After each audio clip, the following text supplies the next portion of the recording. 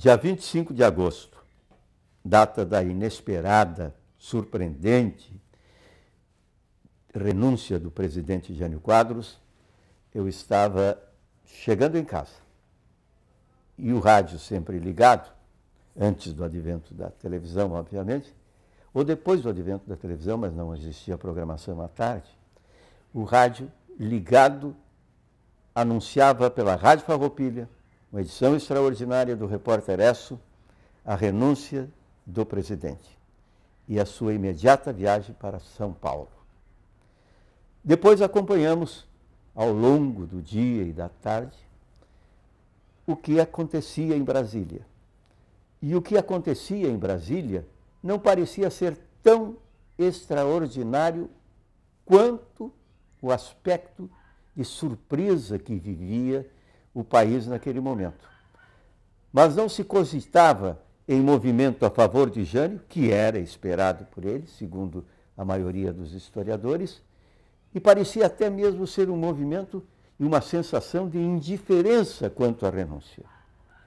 Jango, o vice-presidente eleito, candidato que fora ao lado de Henrique Teixeira na presidência da República, o lote, Jango seria o substituto natural.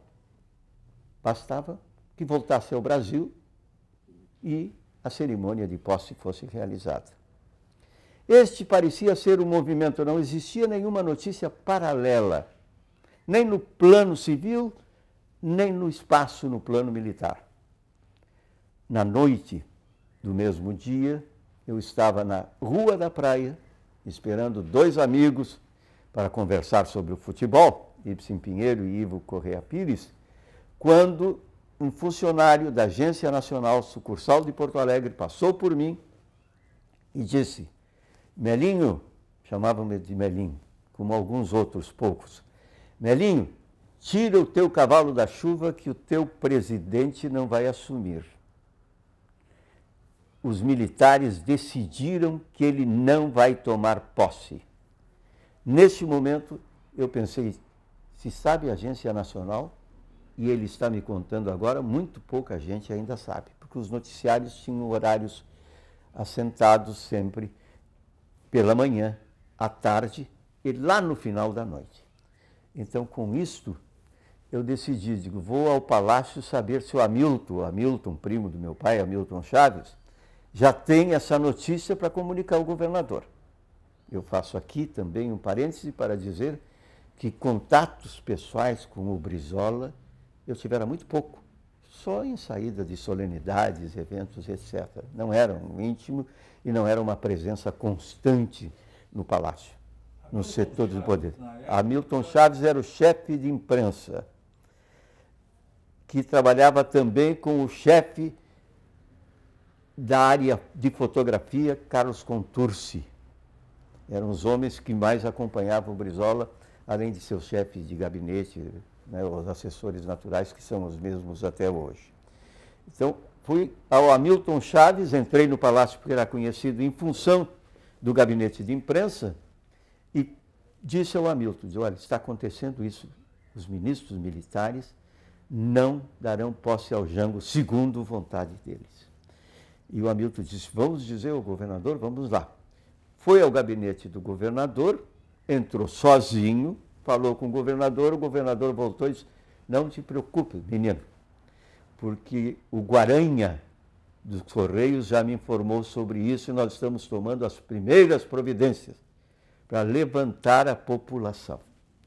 Essas primeiras providências eram a requisição da Rádio Guaíba, sugerida pelo Ajadil de Lemos, para que o governo do Estado e o Brizola pudesse repetir o seu contato com o público, que ele já mantinha semanalmente, durante longas palestras, entrevistas, também com a população do Rio Grande do Sul, através da Rádio Farroupilha.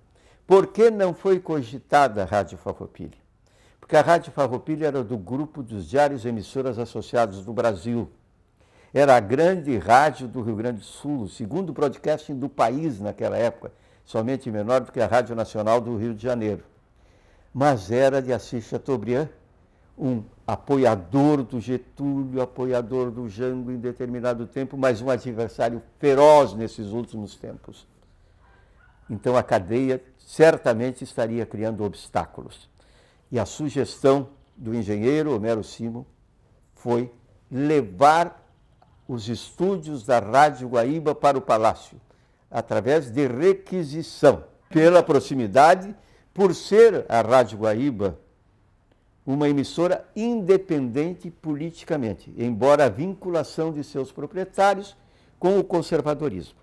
Não com o reacionarismo, mas o conservadorismo que era e continua sendo grande no nosso Estado. Era uma relação de cordialidade até então, de respeito mútuo, vamos dizer assim, porque as ideias, as posições não eram as mesmas. A Guaíba, muito inteligentemente, mais dissimulada nas suas preferências políticas, mais discreta. E o Brizola tinha este vínculo contratual com a Farroupilha. Ocorre que na Rádio Guaíba estava um trabalhista histórico e era peça fundamental para a montagem de equipamentos e transmissão do som da Guaíba, que era, indiscutivelmente, o grande som, a grande qualidade técnica nas transmissões do Rio Grande do Sul. A Rádio Guaíba era de 1957, se não me engano. Então, Homero Simon, este engenheiro, que também falou ao Brizola que tinha todas as condições para instalar. E no contato do Brizola com Breno Caldas, foi que o Brizola deveria, o governo, através de um documento, assumir a responsabilidade de todas as consequências do que seria dito e feito. E a exigência, a contrapartida, para que não houvesse confusão, ou no caso de conflito, qualquer desenrolar negativo na área judiciária, algum problema judicial com a rádio, porque ela estaria não sob a responsabilidade dos seus proprietários e concessionários, né?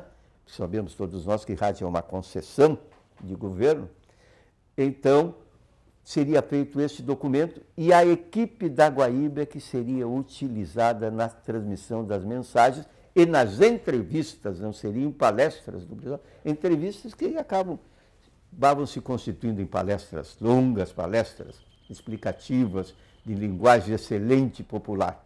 Essa programação foi única, espetacularmente única, de mobilização. Quando eu falo que a exigência era a equipe também artística, que era o termo usado na época, seria aquela da voz, seria da Guaíba, com os entrevistados da responsabilidade do governo, eles responsáveis pelas suas próprias opiniões, ou como é até hoje, né? Mesmo sem a lei da imprensa, hoje você sabe que a responsabilidade civil está aí, sendo acionada sempre. Então, estes eu lembro, sim. Os irmãos Krebs, o Alcides principalmente, para auxiliar na montagem.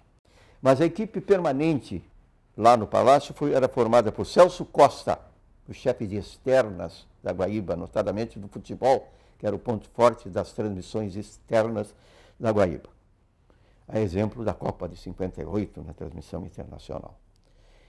O Hélio Custódio, que era o assistente, o auxiliar técnico, também operador da Guaíba.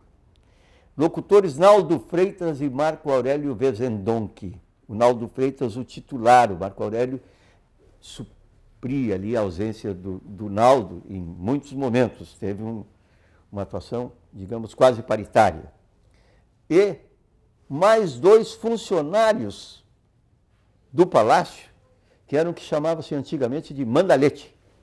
O Vicente, que morava em Esteio e continuou no Palácio depois, porque era um funcionário de lá, e o Bertolino, que era um funcionário escolhido, um CC escolhido pelo Hamilton Chaves, que também fazia serviços gerais. Era o homem que ia ao correio, que recebia correspondência, que transportava, que levava recados, etc. E o motorista Alvício. Essa era a equipe de dentro do porão da legalidade. Como eu fui levar aquele aviso, que já não era o primeiro, me foi dito Queres ficar por aí? Fica por aí. O Hamilton disse, João Batista. Aí já um chamou de Melinho lá, outro de João Batista cá, o Hamilton pelos laços familiares mais próximos. João Batista, então fica aí conosco, porque tu é da rádio e tudo. Nos orienta alguma coisa aí com o Naldo e tal. Mas sem uso do microfone. E assim foi até a adesão do Terceiro Exército. Uma adesão que foi precedida, né, por dois generais do Rio Grande do Sul, Oromar Osório, Peribê Vilacqua, Santa Maria, Santiago, né, Santiago, Santa Maria, e os demais militares que estavam no Rio Grande do Sul. Houve aquela resistência da aeronáutica com o brigadeiro Alceu Monteiro, né, de final trágico. Mas depois dessa adesão é que as demais emissoras liberadas para participar formaram a cadeia de emissoras. Retornando à tua pergunta, foi Brizola que manteve durante todo o tempo o discurso, a motivação, o chamamento àquilo que o grande Alceu Colares diz até hoje, o mais belo movimento cívico do Rio Grande do Sul, que foi a mobilização espontânea, incentivada, chamada por Brizola, da população sem diferenças no Rio Grande do Sul. Os que pensavam diferentes ficaram calados. Os outros foram à rua. E da rua foram às praças. E nas praças do interior se mobilizaram e na capital chegaram a levar 110 mil pessoas à Praça da Matriz, dispostas, sim, a defender a lei, a defender a legalidade, mas também, corajosamente, não é frase de efeito, a morrer pelo Rio Grande. E de uma certa forma, se me permite dizer, corajosa sim, virtuosa sim, mas também ingênua, porque eram homens, mulheres de todas as idades, até mesmo de uma forma irresponsável, mas ingênua, linda, que eram crianças cantando, gritando, viva a legalidade, viva o Rio Grande, viva o Brasil. Era um movimento de conteúdo extraordinário, de mobilização numa democracia recente. O Brasil veio da redemocratização em 1946. E essa democracia recente estava assim, injetada, introspectada na maioria das pessoas, de todas as gerações, de todos os credos, sem qualquer diferença de categoria social. Era um momento rico do processo civilizatório de um Estado que sempre foi líder na defesa não apenas dos seus interesses econômicos, da sua grandeza, da qualidade de vida, mas principalmente da dignidade pessoal. Existia no palácio, sim, restrição de acesso. Os que estavam lá no começo, ali ficaram. Até a adesão do Terceiro Exército, do general Machado Lopes, que aderiu porque viu que o movimento do Rio Grande do Sul seria imparável. A única adesão consistente, divulgada, com risco, até então, fora do Rio Grande do Sul, foi do governador Mauro Borges de Goiás, que aderiu à legalidade com o seu estado e veio a Porto Alegre.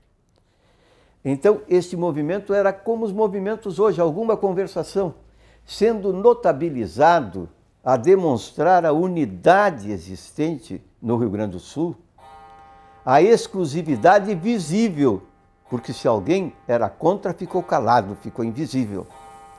Foi a unanimidade de apoio à postura do governador da Assembleia Legislativa do Estado do Rio Grande do Sul. Não houve uma exceção na discordância da postura de Brizola em defesa da posse de João Goulart, antes da posse de João Goulart, em defesa da Constituição. Esta unidade também demonstrou a grandeza pessoal das representações de outros partidos. Existiam, sim, já partidos de direita, de centro, que o de centro é aquele que não é, conforme diz um líder partidário ainda hoje, nem de centro, nem de direita, nem de esquerda, é de quem estiver, né? Mas até esta representação também claramente levou o seu apoio ao governador Leonel Brizola. Aí vem o segundo momento. Brizola mobilizou as populações. Aqueles que tinham uma tendência ideológica, uma postura respeitável ideológica, mais à esquerda do trabalhismo, remanescentes do comunismo, então na ilegalidade, e do Partido Socialista Brasileiro, foram com Brizola idealizadores e operadores do período de mobilização da sociedade, aí aqueles mais organizados, criando grupos de voluntários no Mata Borrão, que ali existia na esquina da Borges de Medeiros com Andrade Neves. Este sim, com uma coordenação inteligente, preparada de alguém que não era da força das armas, mas era da força da literatura, do conhecimento histórico e sabia organizar populares. Liderança do Vitor Douglas Nunes, um advogado, então comunista. Do Bruno Mendonça Costa, um psiquiatra socialista, chegou a ser candidato a vice-prefeito de Porto Alegre, depois na redemocratização. E alguns outros, como Caio Lustosa, que coordenaram de uma forma profissional aquela improvisação. E também tiveram a sensibilidade de chamar a atenção, de não causar tédio ou pânico entre esses participantes dali, os voluntários que ocupavam todo o centro da cidade, a partir da Praça da Matriz, de realizar apresentações artísticas, assim, os CTGs dançando ali para o pessoal acompanhar, se divertir e aplaudir. Foi um movimento precursor de grandes movimentos no mundo. Se alguém falar que o grande movimento que alterou costumes, que avançou progressivamente no respeito pelo outro, que foi o movimento de 67 na França, antes do fatídico 68 do AI-5 no Brasil, pode-se dizer que movimento cívico, progressista, avançado, libertário, foi o movimento da legalidade.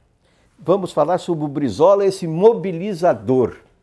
Se você quiser definir Brizola, se for exigido numa síntese, com uma só palavra, com um só adjetivo, você tem que dizer patriota. E o que é o patriota na sua essência? Não é o boneco de marqueteiro de hoje que diz Brasil para frente. Brasil é nosso. É aquele que sabe que o Brasil dos brasileiros é de todos os brasileiros. E isso inclui a sua riqueza no solo. Isso inclui o seu direito de aprender, de estudar, a refletir, a poder enfrentar aqueles que serviram-se do Brasil ao longo de todos os tempos.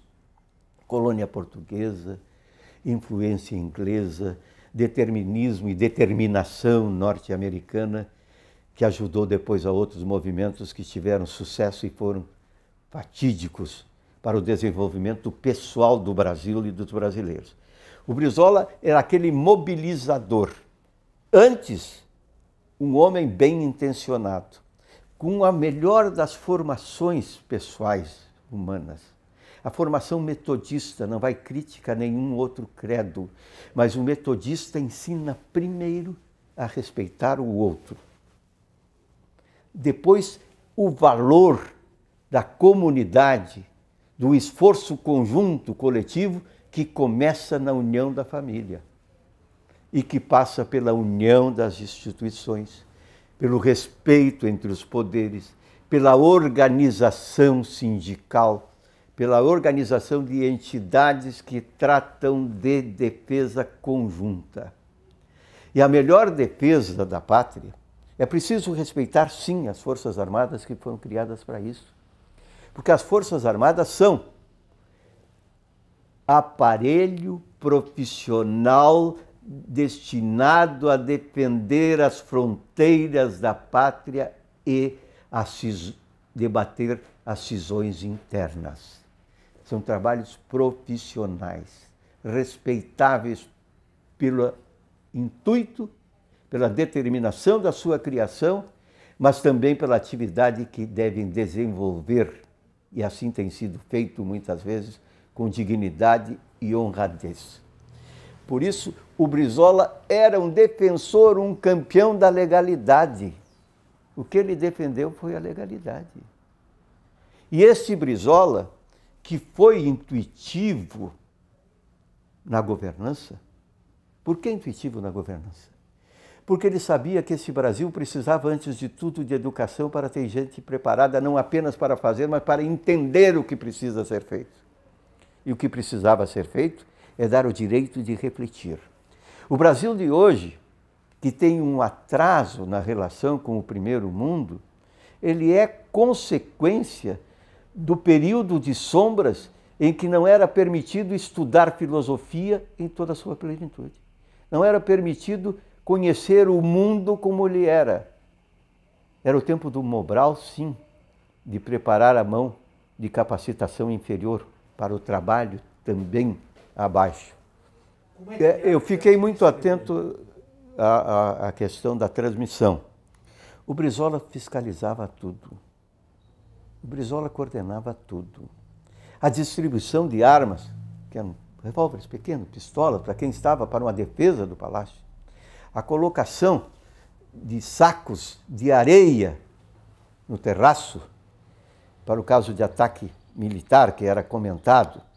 A movimentação de tropas, eu não tenho me referido muito a isso, porque todos lembram exatamente como aconteceu de forças aqui do sul da cidade, que foram parar na altura do IP, onde hoje o IP não existia, aquele prédio do IP. Tudo isso era supervisionado pelo Brizola, porque o Brizola teve a adesão da Brigada Militar do Rio Grande do Sul. A Brigada Militar foi expoente, ela não foi só gaúcha, ela foi gaúcha pelo sentimento, mas ela foi patriota por definição. Ela entendeu antes dos outros que estava defendendo o governo legalmente constituído e sacralizado pela vontade popular.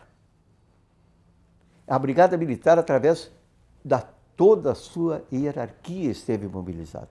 Não teve qualquer ameaça, qualquer facção, qualquer divisão interna, sequer discussão interna para saber qual seria a posição. E ao lado da brigada é que esses voluntários que estavam dentro do palácio teriam também a oportunidade da autodefesa, da reação ao ataque que se anunciava. Mas o fake news, sim. Esse ataque se foi lá imaginado por alguns fora do Rio Grande do Sul, tropas que chegaram a se mobilizar para vir invadir o Rio Grande do Sul, também foram estimulados de alguma forma por fake news, porque diziam que o Rio Grande do Sul não estava unido e ele estava de forma monolítica, do mesmo lado, na mesma posição. O bem e o mal, Saramago disse isso, o bem e o mal não existem em si mesmo. Um é apenas a ausência do outro. Quando você está num momento de coragem, de efervescência cívica, principalmente, você não tem medo.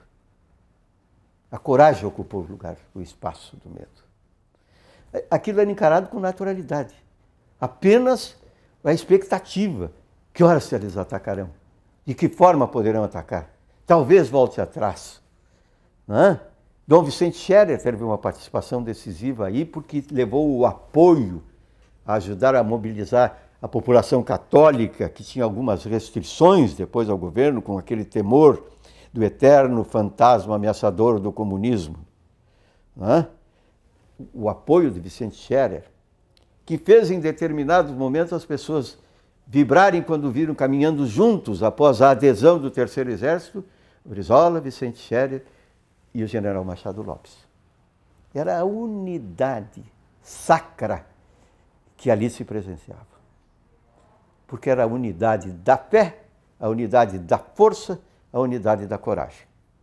Coragem de Brizola, a força das Forças Armadas e a fé transmitida pela figura maior da Igreja Católica no Rio Grande do Sul. Então não existia o medo, existia essa expectativa.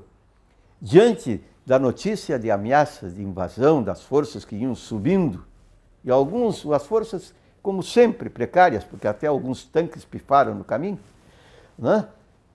As pessoas se organizaram para rebater, cada um com o seu revólver. Eu não peguei o revólver, não sei manejar uma arma. Fiquei onde eu estava. Ia, voltava, morava na Venâncio Aires, naquele tempo ia a pé, ultrapassava a Redenção, e depois retornava. E quando, depois da adesão, aí só para encerrar essa parte do que realmente eu fui um assistente privilegiado com alguma participação efetiva, eu fui encarregado pelo Hamilton, quando as outras emissoras de rádio entraram, para identificar exatamente quem era de rádio e quem não, porque muita gente dizia, eu sou da rádio de Chapecó, da Rádio do Alegrete, eu não conhecia, dizia, desculpe, o pessoal é daqui, eles não eram nem sequer credenciados, anotava, fulano de tal, Rádio Guaíba, Rádio Difusor, e foram dezenas e dezenas, com maior permanência no tempo do Lauro Agma, com Lúcio Agma, os que eu lembro que ficaram mais tempo, Euclides Prado, o Enio Rockenbach, o Carlos Alberto Rockenbach, o Milton Moreira, né, o Milton Cunha. O Carlos Bastos era repórter da Última Hora, presente lá sempre, todos os dias. Presente e dentro do Palácio também algumas noites.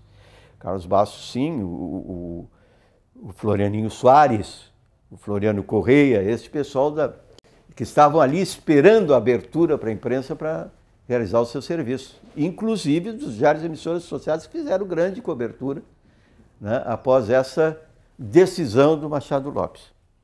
E depois o outro momento, o momento da chegada do Jango, que causou para muitos, e é o meu caso, momentaneamente uma frustração quando decidiu, já combinado com Tancredo Neves, que sempre foi o homem do consenso quando fosse ele este homem do consenso, já tinha combinado aquela alternativa de primeiro-ministro, né, como na redemocratização combinou que o candidato de consenso seria ele, né, não aqueles autocandidatos como Ulisses Guimarães, etc., mas isso é outra história.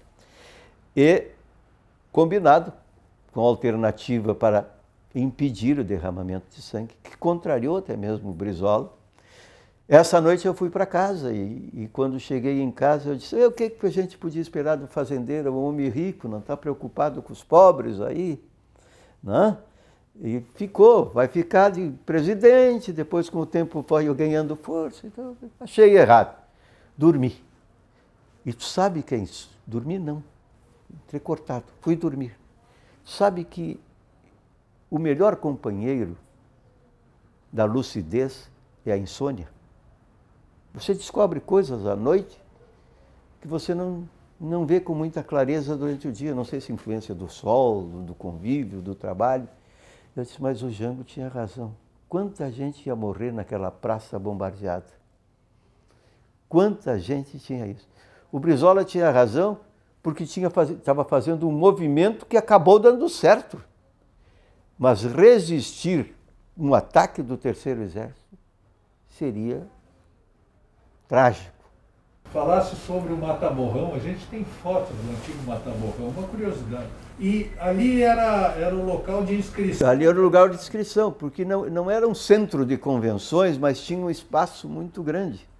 Agora, aquilo ali era uma influência do Niemeyer, que fazia algumas construções, né, em linhas não convencionais, e o arquiteto da época resolveu fazer em forma de mata-borrão, que é o que confirma as coisas, confirmava as escritas, confirmava as assinaturas oficiais. Você passava um mata-borrão para a tinta não se espraiar.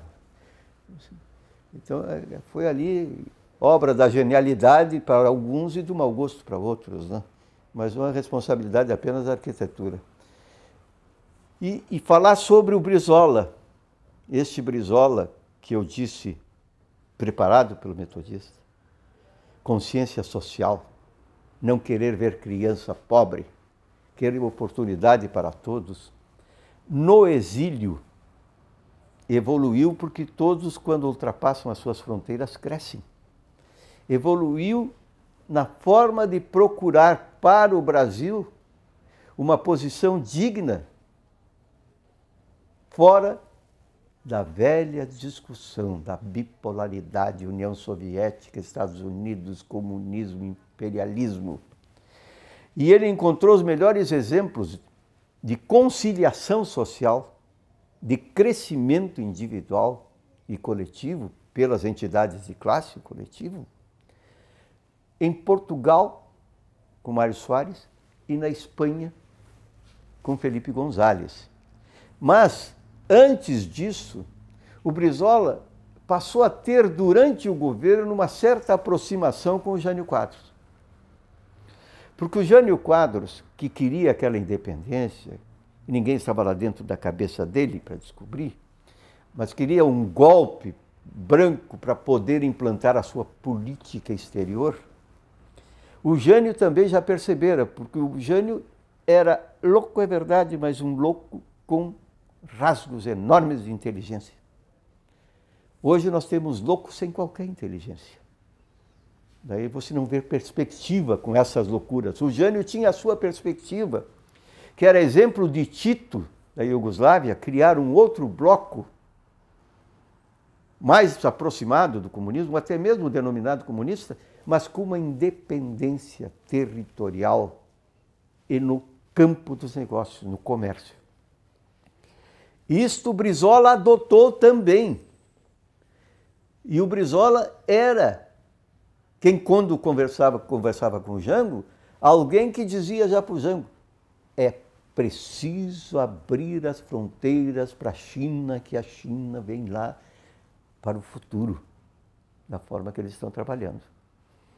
O que existia naquele tempo era uma certeza internacional. Eu posso abrir um parênteses aqui para falar, só para dizer que a próxima eleição no Brasil, lamentavelmente, em função do nosso atraso provocado pelo período autoritário, nas pessoas, na classe política principalmente, e na cabeça de alguns malucos que andam aí achando que o período autoritário foi bom, não existia corrupção, etc. Mas, voltando a esse período para lembrar bem, todos sabiam no mundo internacional e que a próxima eleição aqui vai ser decidida pelo Biden.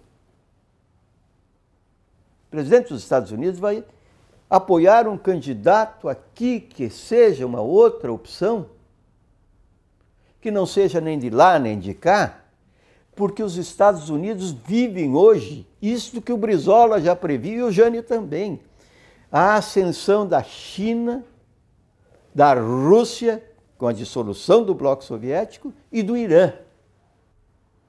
E essa independência e autoridade maior por questões culturais, econômicas e pela fortaleza econômica que é a Alemanha, de neutralidade da Europa.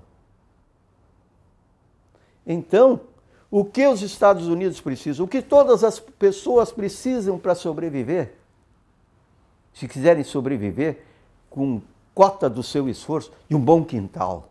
E o quintal que sobra para os Estados Unidos é a América Latina. E importante na América Latina é o Brasil. E o Brasil não pode ter ninguém brigando com a China. Não pode ter ninguém brigando com a Rússia. E não pode ter ninguém brigando com os Estados Unidos. Este quadro é a repetição do que existia em 60.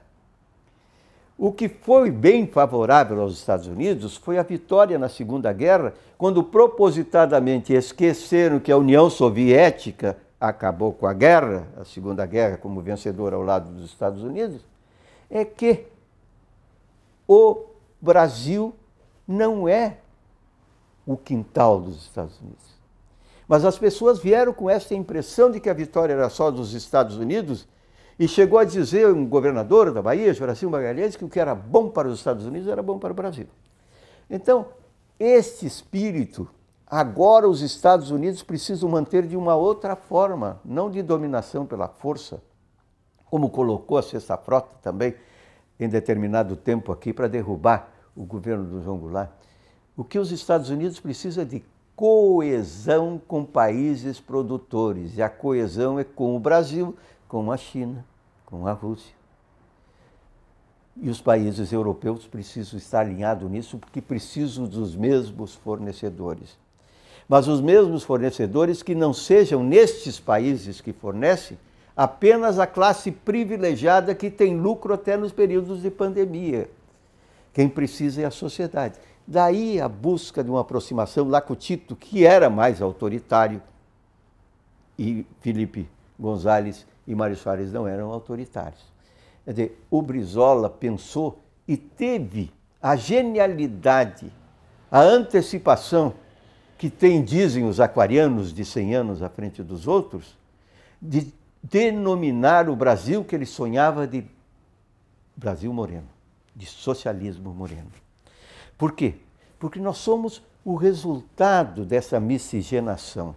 Essas Olimpíadas que estão aí estão mostrando o único país, Brasil, possível de ser vencedor. Estão ganhando os mulatos, estão ganhando os da miscigenação. Vejam a ginástica artística, vejam a canoagem, vejam os vencedores individuais. O Brasil colecionou medalhas com aqueles miscigenados que tiveram oportunidade e acesso. E não ganhou muito mais medalhas, porque como a cultura, o esporte também não é prestigiado hoje. Então, esse Brasil moreno que o Brizola viu foi o Brasil alfabetizado pelos CIEPs. Aqui no Rio Grande do Sul, o prefeito, o governador Colares, teve esse mesmo sentimento, criando CIENs que se transformaram em CIEPs, que são rejeitados depois pelos falsos progressistas e pelos contrários de sempre, que têm o mau gosto de se dizer de direita. Portanto, este Brizola é o que nós precisamos hoje. Um partido tem que ser brizolista, trabalhista, socialista, comunista, tudo isto é invólucro. Essência é humanismo. E o Brizola, como tantos outros, Pasqualini, Lúcio Bittencourt, lá em Minas Gerais, Darcy Ribeiro, Jango, Colares aqui, são exemplos de humanistas. Agora, o que mais para concluir sobre o Brizola? O Brizola viu isto, o Brasil moreno, o Brasil da educação, da integração, da proteção ao campo, da proteção à cidade, do sem terra, do sem teto. Isso é que precisa de ser dito claramente. Não, eu sou de esquerda, de direita, de centro. Quem diz eu sou de centro não é de nada. Quem diz eu sou de esquerda só está aí estabelecendo uma luta que começou há mais de 150 anos e que não teve resultado até agora. A China é comunista. O comunismo não fracassou se a China é comunista. Mas ela fez também a sua equalização. Ela fez a sua contemporização econômica. Os Estados Unidos imperialistas, sim, imperialista, tomava força, mas lá atrás matou índios para ocupar espaço. Fez o que se faz no Brasil hoje, imagina o atraso do Brasil, eliminando índios aí para ganhar espaço para um segmento mínimo da população e dinheiro para poucos, aprofundando o fosso social entre os que muito têm e os que nada têm. Por isso, o Brizola era diferente.